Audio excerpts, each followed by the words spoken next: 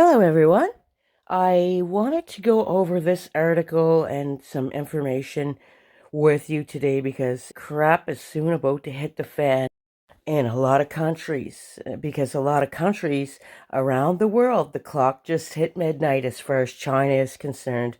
China is calling in loans to dozens of countries from Pakistan to Kenya. The thing is, Fortune magazine is actually using an end times reference here. Why would that be? A dozen poor countries are facing economic instability and even collapse under the weight of hundreds of billions of dollars in foreign loans, much of them from the world's biggest and most unforgiving government lender, China.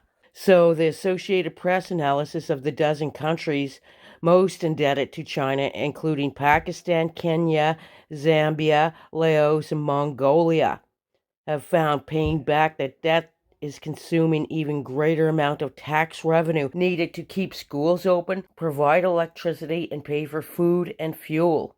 It's draining the foreign currency reserves these countries use to pay interest on those loans, leaving some with just months before the money is gone. Behind the scenes is China's reluctance to forgive debt and extreme secrecy about how much money it has loaned and on what terms, which has kept other major lenders from stepping in to help. On top of that is the recent discovery that borrowers have been required to put cash in hidden escrow accounts that push China to the front of the line of creditors to be paid.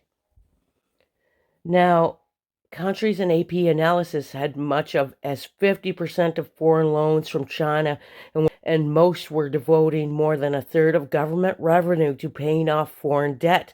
Two of them are Zambia and Sri Lanka, have gone into default, unable to make interest payments on loans financing the construction of ports, mines, and power plants. In Pakistan, millions of textile workers have been laid off because the country has too much foreign debt and can't afford to keep the electricity on and machines running.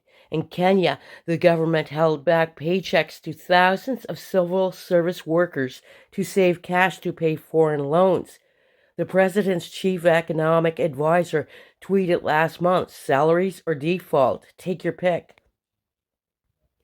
Since Sri Lanka defaulted a year ago, 500,000 industrial jobs have vanished. Inflation has pierced 50%, and more than half the population in many parts of the country have fallen into poverty.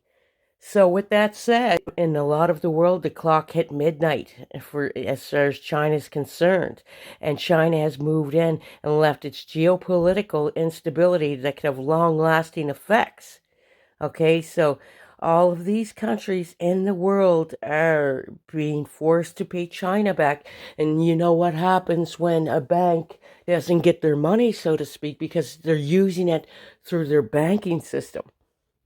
In the past, under such circumstances, big government lenders such as US, Japan, and France will work out deals and forgive some debt, with each lender disclosing clearly what they were owed and on the terms, so no one felt cheated. But China didn't play by those rules. It refused to, at first, to even join in multinational talks, negotiating separately with Zambia and insisting on confidentiality that barred the country from telling non-Chinese lenders the terms of the loans and whether China had devised a way of muscling to the front of the repayment line.